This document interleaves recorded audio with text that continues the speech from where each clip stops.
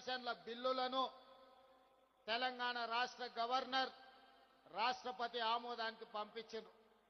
ఇదే కాకుండా తెలంగాణ మంత్రివర్గం ఆమోదించిన ఆర్డినెన్స్ 50% పరిమితిని తొలగిస్తూ ఆమోదించిన ఆర్డినెన్స్ ను కూడా రాష్ట్రపతి గారికి పంపించడం జరిగింది. దాదాపుగా ఈ బిల్లులు వచ్చి 4 నెలలు పూర్తయినా రాష్ట్రపతి గారి నుంచి ఆమోద ముద్ర పడలేదు.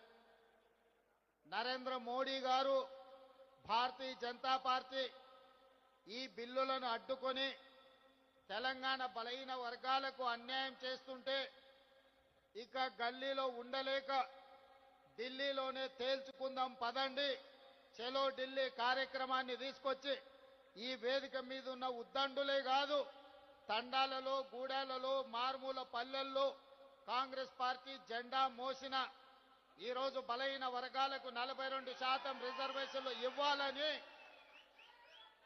42% రిజర్వేషన్లను నరేంద్ర మోడీ గారు మెడలు వంచైనా తీసుకువెళ్తామని చెప్పి వేలాదిగా ఈరోజు జంతర్ మంతర్లో ఈ ధర్నా దీక్షలో కూర్చున్నారు. మిత్రులారా, హైదరాబాదు నగరంలో తెలంగాణ ప్రాంతంలో ఈ ధర్నా ఈ దీక్ష చేస్తే కేవలం తెలంగాణ రాష్ట్రంలో ఉన్న రాజకీయ పార్టీల మద్దతు మాత్రమే మనకు ఉంటుంది.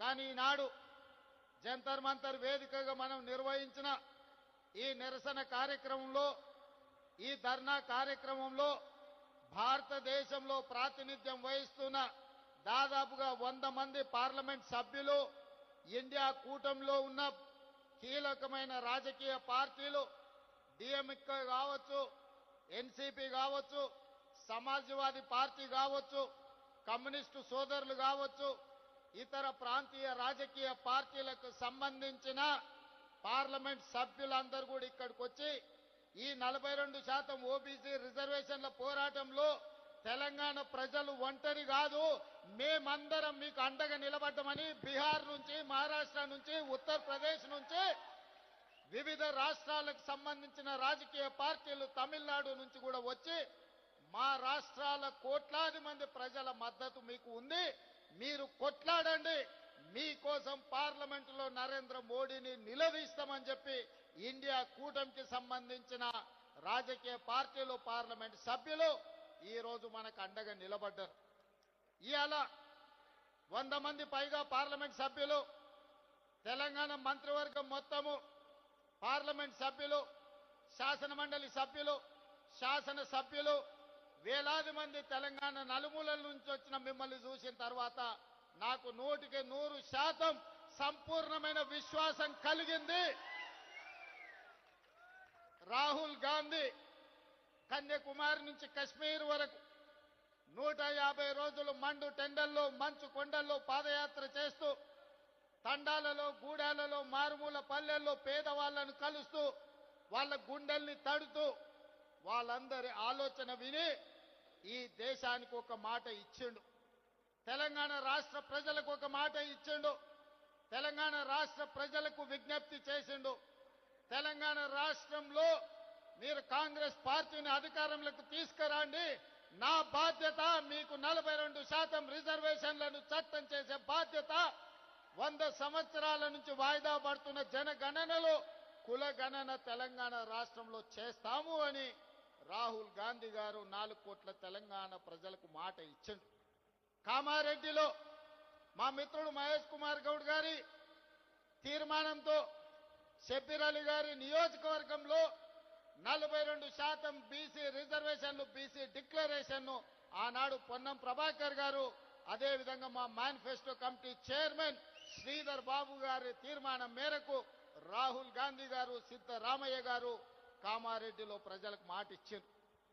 ఆ మాటలో భాగంగానే ఇవాళ 42% రిజర్వేషన్లకు సంబంధించి 100 సంవత్సరాల నుంచి ఏ రాష్ట్ర ప్రభుత్వం, కేంద్ర ప్రభుత్వం కులగణన చెయ్యలే.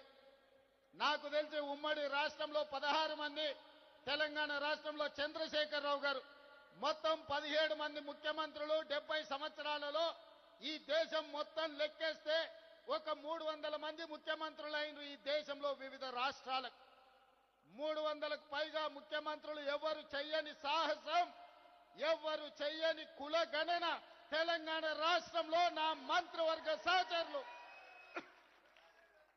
ముఖ్యంగా ఉప ముఖ్యమంత్రి వర్యులు బట్టి విక్రమార్క గారు, cabinet sub committee chairperson Uttam Kumar Reddy గారు, దామోదర్ రాజనరసింహ గారు, పొన్నం ప్రభాకర్ గారు, సీతక్క, వీళ్ళందరూ నాకు అండగా నిలబడి 100 సంవత్సరాల నుంచి జరగని కులగణనను 300 పైగా ముఖ్యమంత్రులు చెయ్యలేని పనిని చేసే అవకాశం, చరిత్రలో మిగిలిపోయే అవకాశం మీరందరూ కల్పించారు. ఈనాడు ఏ ముఖ్యమంత్రికి రాని అవకాశం, ఏ రాష్ట్రానికి రాని అవకాశం, ఈరోజు దేశానికి ఆదర్శంగా నిలబడడానికి తెలంగాణ రాష్ట్రానికి, తెలంగాణ రాష్ట్ర 2వ ముఖ్యమంత్రిగా మీ సోదరుడిగా నాకు అవకాశం వచ్చింది. ఇది ఒక గొప్ప అవకాశం. ఇది చరిత్రలో మిగిలిపోయే, చరిత్రలో రాసిపెట్టే అవకాశం. ఈ అవకాశాన్ని అందిపుచ్చుకొని రాహుల్ గాంధీ గారి సందేశాన్ని పుచ్చుకొని తెలంగాణ రాష్ట్రంలో జనగణనలో కుల గణన చెయ్యడమే కాదు, 42% రిజర్వేషన్లు పెంచాలి అని చట్టాన్ని చేసి ఈరోజు ఢిల్లీకి సవాలు విసిరినాం. ఇవాళ తెలంగాణ రాష్ట్రంలో రిజర్వేషన్లకు అడ్డుపడ్డ చంద్రశేఖరరావు, బండి సంజయ్, కిషన్ రెడ్డి, రామచంద్రరావు కాదు మన సవాలు, మన పోటీ, మన సవాలు ఢిల్లీ మీద, నరేంద్ర మోడీ మీద, భారత ప్రభుత్వం మీద మనం సవాలు విసురుతున్నాం. నరేంద్ర మోడీ గారు ఎన్డీఏ ప్రభుత్వానికి జంతర్ మంతర్ చౌరస్తా నుంచి నేను సూటిగా సవాలు విసురుతున్నా. మా డిమాండ్ను ఆమోదిస్తారా, లేకపోతే మిమ్మల్ని గద్దె దించి ఎర్రకోట మీద 3 రంగుల జెండా ఎగరేసి, ఎర్రకోట మీద 3 రంగుల జెండాను ఎగరేసి మా నాయకుడు రాహుల్ గాంధీ గారిని దేశ ప్రధానమంత్రిగా చేసి 42% ఓబీసీ రిజర్వేషన్లను సాధించుకునే వరకు ఇక్కడ ఉన్న వాళ్ళు ఎవరు నిద్రపోరన్న మాట నరేంద్ర మోడీ గారికి నేను విజ్ఞప్తి చేస్తున్నా. మిత్రులారా, ఈ వేదిక మీద నుంచి నేను విజ్ఞప్తి చేస్తున్న ఈ భారత ప్రధానమంత్రి గారికి, అయ్యా నరేంద్ర మోడీ గారు, మీ గుజరాత్ నుంచి గుంట భూమి మేము అడగలే, మీ పోర్బందర్ పోర్టు నుంచి చుక్క నీళ్లు అడగలే.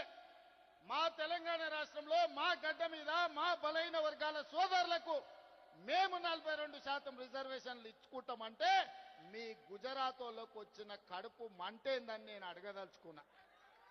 ఇవాళ మేము గుజరాత్లో అడగలేదే, మేము ఉత్తరప్రదేశ్లో అడగలేదే, మేము మహారాష్ట్రలో అడగలేదే, మేము మా తెలంగాణలో 4 కోట్ల ప్రజలం నిర్ణయించి శాసనసభలో బిల్లు ఆమోదించి విద్యా ఉద్యోగాలలో, రాజకీయాలలో బలైన వర్గాలకు 42% రిజర్వేషన్ ఇవ్వాలని ముక్త కంఠంలో 4 కోట్ల ప్రజలు విజ్ఞప్తి చేస్తే మా ఆలోచనలను, మా బిల్లులను తుంగలో తొక్కే అధికారం మీకెవరిచ్చిందని నేను నరేంద్ర మోడీ గారిని, బీజేపీని నేను అడగదలుచుకున్నా.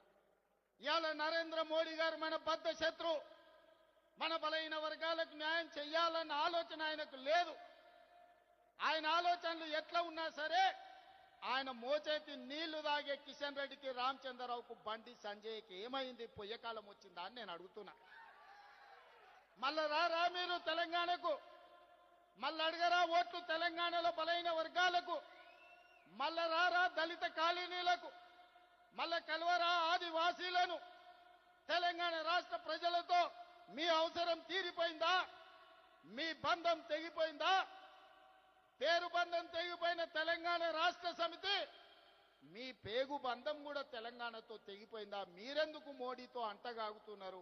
ఇవాళ ఈ ధర్నాకు మీరెందుకు రాలేదు అని నేను బీఆర్ఎస్ వాళ్ళని అడుగుతున్నా. బీజేపీ వాళ్ళు నరేంద్ర మోడీ గారి మోచేతి నీళ్లు తాగొచ్చు, మరి బీఆర్ఎస్ వాళ్ళు మోడీ గారి చెప్పులు మోసి బతుకుతున్నారా? మీరు మాకండగా నిలబడకుండా నిన్న ఓ సన్నాసి మాట్లాడతాడు, ఎన్నికల కమిషన్ కలవనికి వచ్చిన ఢిల్లీ కానీ రేవంత్ రెడ్డి జంతర్ మంతర్ల డ్రామా చేస్తున్నాడు. నేను అడగదలుచుకున్న మా బలైన వర్గాల సోదరులు, అయ్యా మన దీక్ష వాళ్ళకు ఒక డ్రామాలాగా కనిపిస్తుంది. ఆయన పేరే డ్రామారావు. డ్రామా నీ ఇంట్లో ఉంది, నీ ఒంట్లో ఉంది, నీ రక్తంలో ఉంది, నీ పేరులో ఉంది. మీ మొత్తం కుటుంబమే డ్రామాలేసి బతికే కుటుంబం మీది. మాకు డ్రామాలు అవసరం లేదు, చిత్తశుద్ధి ఉంది. అందుకే ఫిబ్రవరి 4, 2024 నాడు మొదలుపెట్టి ఫిబ్రవరి 4, 2025 నాడు సరిగ్గా 365 రోజుల్లో బలైన వర్గాలకు సంబంధించిన ప్రతిపాదన నుంచి బిల్లు ఆమోదం వరకు సంవత్సరం తిరిగే లోపల చేసి 100 సంవత్సరాల సమస్యకు ఒక్క సంవత్సరంలోనే పరిష్కారం చూపించిన మంత్రులందరి వేదిక మీద ఉంది. నువ్వా దిక్కుమాలినోడా మా చిత్తశుద్ధిని ప్రశ్నించేది? నీ దిక్కుమాలిన మాటలు, నీ దివాలకోరు విధానం, బండకేసి కొట్టినా 100 మీటర్ల గోతి తీసి పాతి పెట్టిన మీ బుద్ధి మారలేదు, మీ ఆలోచన మారలేదు. అందుకే ఇవాళ మీ ఇంట్లోనే చక్కగా లేరు.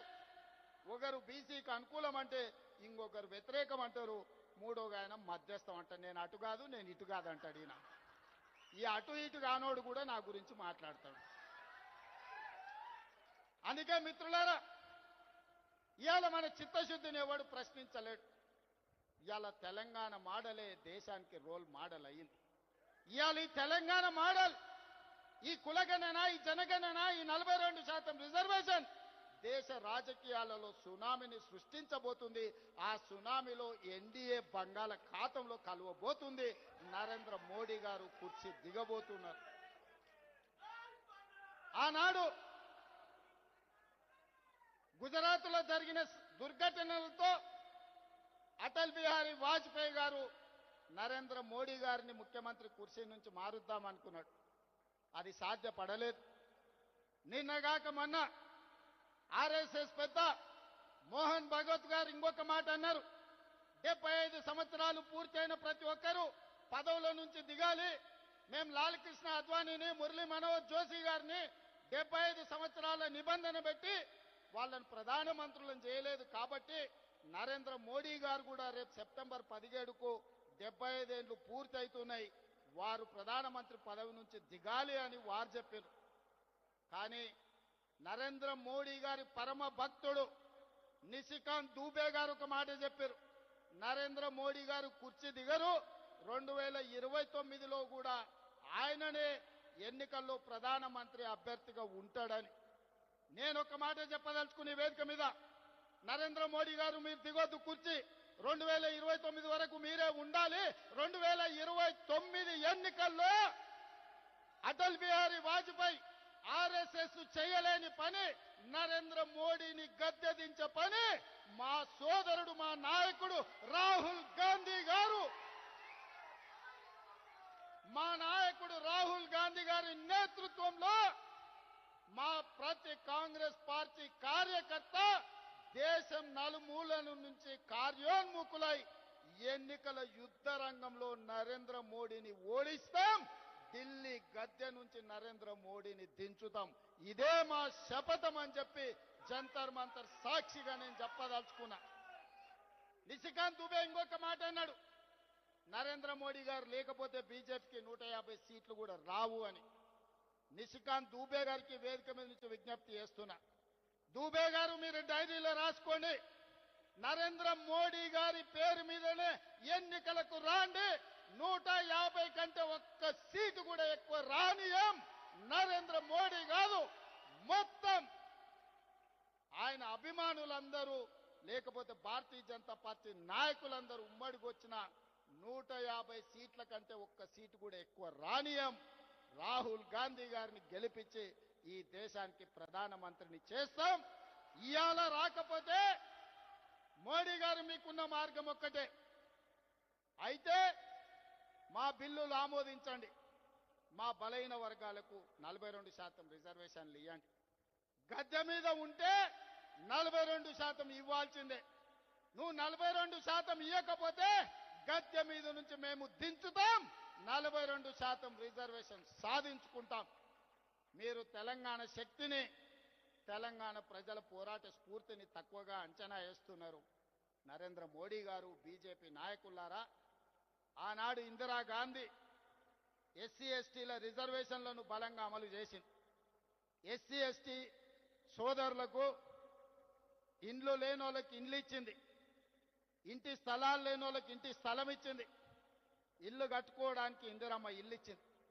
భూమి లేని వాళ్ళకు భూమి ఇచ్చింది. దున్నేవాడికే భూమి హక్కు అన్న నక్సలైట్ల నినాదాన్ని లక్షలాది ఎకరాల భూములు దళితులకు అసైన్మెంట్ పట్టాల పేరు మీద భూములు ఇచ్చింది. అడవుల్లో బతికే మా ఆదివాసీ సోదరులకు పోడు భూముల పట్టాలు ఇచ్చి 25 లక్షల ఎకరాల భూములు దళితులకు ఇచ్చింది. 10 లక్షల ఎకరాల భూములు గిరిజనులకు, ఆదివాసులకు, మా లంబాడి సోదరులకు ఇవాళ రిజర్వేషన్లు ఇచ్చింది. ఇవే కాదు, డాక్టర్లుగా, లాయర్లుగా, ఇంజనీర్లుగా, ఐఏఎస్లుగా, ఐపీఎస్లుగా, ఐఎఫ్ఎస్లుగా ఈరోజు రాజ్యాధికారాన్ని నడుపుతున్నారంటే సిఎల్పి నాయకుడిగా బట్టి విక్రమార్క గారు అసెంబ్లీలో కేసీఆర్తో కొట్లాడిందంటే ఇందిరమ్మ నాడు దళితుల పట్ల, గిరిజనుల పట్ల తీసుకున్న నిర్ణయాలు ఇవాళ డాక్టర్ మల్లు రవి గారు డాక్టర్ అయినరు, బట్టి విక్రమార్క గారు ఉప ముఖ్యమంత్రి అయినరు, మా దామన్న ఉమ్మడి రాష్ట్రానికి ఉప ముఖ్యమంత్రిగా పనిచేసిండు. ఈరోజు మెడికల్ అండ్ హెల్త్ డిపార్ట్మెంటుని సమర్థవంతంగా నిర్వహిస్తుండు. ఆ విధంగా ఇందిరాగాంధీ గారు దళితుల, గిరిజనుల గుండెల్లో, ఆదివాసీ లంబాడి తాండాలలో ఒక దేవతా మూర్తిగా ఈరోజు వాళ్ళ ఇండ్లల్లా గుర్తుంది. వాళ్ళ తల్లిదండ్రులతో పాటు ఇందిరాగాంధీ గారు ఫోటోను పెట్టుకొని ఇవాళ ఎస్సీ ఎస్టీలు ఇందిరమ్మను పూజిస్తారు. ఇందిరమ్మ, అమ్మ అనే పదంలో ఉన్న మధురం, అమ్మ అనే పదంలో ఉన్న అనుబంధం. ఇందిరమ్మ మన కన్న తల్లి కాకపోవచ్చు, సొంత తల్లి కంటే ఎక్కువ ఆదివాసులను, గిరిజనులను, దళితులను చూసుకున్నది కాబట్టి ఇందిరాగాంధీ, ఇందిరమ్మ ఈ దేశానికి నాయకత్వం వహించింది. ఆమె పుత్రుడు రాజీవ్ గాంధీ ఆనాడు ఈ దేశంలో కంప్యూటర్ను ప్రవేశపెట్టిండు. ఆయన మిత్రుడు శామ్ పిట్రోడా టెలికాం టెక్నాలజీని ప్రవేశపెట్టిండు. ఆనాడు ప్రధానమంత్రిగా రాజీవ్ గాంధీ, ఐటీ టెలికాం మినిస్టర్గా శామ్ పిట్రోడా ఈ దేశంలో కంప్యూటర్ని, టెలికాం వ్యవస్థని అందిస్తే రెడ్డిలు, చౌదరులు, నాయుడులు, రావులు ఈ రోజు కంప్యూటర్ సంస్థలకి యజమానులై అమెరికాలో సిలికాన్ వ్యాలీని శాసించి అమెరికా ఆర్థిక వ్యవస్థనే గుప్పిట్లో పట్టుకోగలిగిన గొప్ప మేధావులుగా ఆనాడు రాజీవ్ గాంధీ ఇచ్చిన కంప్యూటర్, ఐటీ టెక్నాలజీ విప్లవమే, కంప్యూటర్ విప్లవమే, ఐటీ టెక్నాలజీ విప్లవమే ఈ రోజు అమెరికా కాదు ప్రపంచ దేశాలను ఓ రెడ్డి, ఓ చౌదరి, ఓ నాయుడు, ఓ రావు శాసిస్తున్నాడు అని అంటే దానికి మన నాయకుడు రాజీవ్ గాంధీ చేసిన పునాదులే ఐటీ విప్లవం, అదే విధంగా కంప్యూటర్ విప్లవం. ఆనాడు ఇందిరాగాంధీ, ఆ తర్వాత రాజీవ్ గాంధీ విధానాలలో మా బలైన వర్గాలకు సంపూర్ణమైన న్యాయం జరగలేదని మా నాయకుడు రాహుల్ గాంధీ గారు గుర్తించాడు. అందుకే ఇవాళ వాళ్ళ వారసుడుగా, వాళ్ళ త్యాగాల పునాదుల మీద ఈ దేశానికి నాయకత్వం వహిస్తున్న రాహుల్ గాంధీ గారు ఇవాళ కులగణన చెయ్యాలి, ఓబీసీ రిజర్వేషన్లు చెయ్యాలని కంకణ బద్దుడై ఈరోజు రాహుల్ గాంధీ గారు బయలుదేరింది. అందుకే ఈనాడు దేశం నలుమూలల ఇది ఎజెండాగా మారింది. దానికి తెలంగాణ రాష్ట్రమే ఆదర్శంగా నిలబడింది. రాహుల్ గాంధీ గారి మాట శిలాశాసనం. ఈ శిలాశాసనాన్ని ముందుకు తీసుకెళ్లే బాధ్యత నాది, నా మంత్రివర్గ సహచరులు. ఎవరైనా సరే, ఎంత గొప్పోడైనా, ఎంత పెద్దోడైనా, ఏ పదవిలో ఉన్నా సరే రాహుల్ గాంధీ గారి శిలాశాసనానికి ఎదురొస్తే వాళ్ళ పాలిట మరణ శాసనం తెలంగాణ రాష్ట్రం రాయబోతుంది. రాహుల్ గాంధీ గారి సందేశమే దేశం నలుమూలలకు చేరవేయడానికి ఈరోజు జంతర్ మంతర్కి వచ్చినాం సోదరులారా. ఇవాళ ఒక గొప్ప లక్ష్యంతో, ఒక గొప్ప విజయాన్ని సాధించడానికి అవసరమైన పోరాటాలు, త్యాగాల కోసం సిద్ధమయ్యే తెలంగాణ కదిలి వచ్చి జంతర్ మంతర్లు దీక్షలో కూర్చున్నది. మోడీ గారు ఇప్పటికైనా ఆలోచన చేయండి, కుట్రలు కుతంత్రాలు మానండి. మా తెలంగాణ రాష్ట్రంలో విద్యా ఉద్యోగాలలో 42% రిజర్వేషన్, రాజకీయాలలో స్థానిక సంస్థల్లో 42% రిజర్వేషన్ బిల్లులు రాష్ట్రపతి గారి దగ్గర ఉన్నాయి. తక్షణమే ఆమోదించండి. అదేవిధంగా చంద్రశేఖరరావు పెట్టిన నిబంధన 50% మించి రిజర్వేషన్లు ఇవ్వద్దు అని 2018లో పంచాయతీరాజ్ చట్టం ఏదైతే చేసిండో ఆ చట్టాన్ని చించి చెత్త బుట్టలో వేయడానికి మేము ఆర్డినెన్స్ తీసుకొచ్చినాం. దానికి కూడా మీరు ఆమోదించండి. లేకపోతే ఇంకా ఢిల్లీ వచ్చేది లేదు. మా గల్లీకి వస్తావు కదా, గక్కనే పట్టుకుంటాం. పెద్దోళ్ళు చెప్పారు मियाँ का दौड़ मस्जिद तक है। कहीं पर भी मिले ना मिले, मियाँ तो मिलेगा मस्जिद में, तब पकड़ लेंगे मियाँ को। जिस दिन तेलंगाना पे आप हाजिर होगा ना, मोदी जी याद रखो, 4 करोड़ तेलंगाना जनता तैयार है। लाल किले कोटे में तिरंगा झंडा लहराएंगे, आपको कुर्सी से उतारेंगे। वही कुर्सी में हमारे नेता, हमारे भाई राहुल गांधी को प्रधानमंत्री बना देके उस कुर्सी में बिठा देंगे। तब हमारा कामयाबी आप देखना पड़ेगा। आज भाई बहनों, तेलंगाना वासियों, हम लोग महेश गौड़ जी के नेतृत्व में मीनाक्षी नटराजन की सुझाव में आज जंतर मंतर में हाजिर हो गए। बड़ा मकसद लेकर, बड़ी उम्मीद लेकर हम लोग दिल्ली आए। हम लोग इसीलिए दिल्ली आए, तेलंगाना राज्य सरकार ने यह तय किए एजुकेशन एम्प्लॉयमेंट में ओबीसी के लिए 42% रिजर्वेशन, पॉलिटिकल रिजर्वेशन इन लोकल बॉडीज 42%, 2 बिल बना दिए। हम लोग गवर्नर साहब को हम भेज दिए, गवर्नर साहब ने राष्ट्रपति जी को भेज दिए वो 2 बिल। और तीसरे ऑर्डिनेंस चंद्रशेखर राव ने ओबीसी के खिलाफ है, वो इसीलिए ये कानून बनाया तेलंगाना में, पंचायत राज एक्ट बनाया, 50% गुना से ज्यादा रिजर्वेशन नहीं देना किसी को, एससी हो, एसटी हो, ओबीसी हो, कोई भी हो, महिला हो, 50% से ज्यादा रिजर्वेशन नहीं देना, ये कानून बनाया 2018 में। हम लोग ओबीसी रिजर्वेशन बढ़ाने के लिए जो केसीआर ने कानून बनाया उसको हटा देके, फाड़ देके हम ऑर्डिनेंस बनाए। वो ऑर्डिनेंस भी राष्ट्रपति मैडम के ने अभी पेंडिंग पड़ा हुआ है। इसीलिए सड़क से लेकर संसद तक लड़ने के लिए हम तय कर लिए। इसीलिए सड़क से निकल के जंतर मंतर सड़क में बैठा हुआ है राहुल गांधी, मल्लिकार्जुन खड़गे जी और प्रियंका जी, केसी वेणुगोपाल जी संसद में लड़ रहे हमारे तरफ से। हमारे डॉक्टर मल्लू रवि, हमारे तेलंगाना कन्वीनर, सबसे संयोजन कर दे के बाकी इंडिया गठबंधन को, सब एमपीओ को आज इधर हाजिर करवाए। ये बात ऐसे है कि ये मामला, ये समस्या 4 करोड़ तेलंगाना जनता के नहीं है, 140 करोड़ इस देश के जनता ने आज तेलंगाना के तरफ पलट के देख रहा है। तेलंगाना आदर्श होगा इस देश राजनीति में। इस देश में हर कोई राजकीय पार्टी आजादी के बाद वो शुरुआत किए। इस देश में एक ही पार्टी, ऐसे पार्टी है आजाद से पहले 140 साल पहले इस देश जनता के लिए जन्म लिया। हम लोग ने इस देश को आजादी दिलवाए, हम लोग ने इस देश को संविधान दिए, हम लोग इस देश को रिजर्वेशन ओबीसी, एससी, एसटी से लेकर सबको रिजर्वेशन दिए। हम लोग ने इस देश को तिरंगा झंडा दिए, हम लोग ने इस देश को जनगण मन हम लोग ने दिए। सब सारे इस देश को जो भी दिए कांग्रेस पार्टी ने दिए। हमारे भाई पीछे से बोल रहा है 70 साल का तेलंगाना सपना कांग्रेस पार्टी श्रीमती सोनिया गांधी जी ने दिए। जब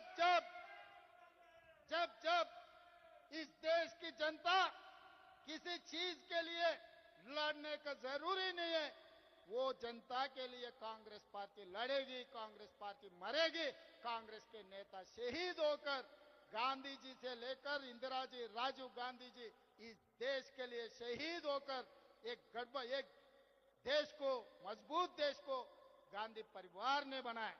इसीलिए वही गांधी परिवार के वारिस राहुल गांधी जी ने ये वादा किया इस देश को आने वाले दिनों में जाति गणना कांग्रेस पार्टी लागू करने वाले हैं, ओबीसी रिजर्वेशन बढ़ाने वाले हैं। इसीलिए आज हम लोग इधर आए।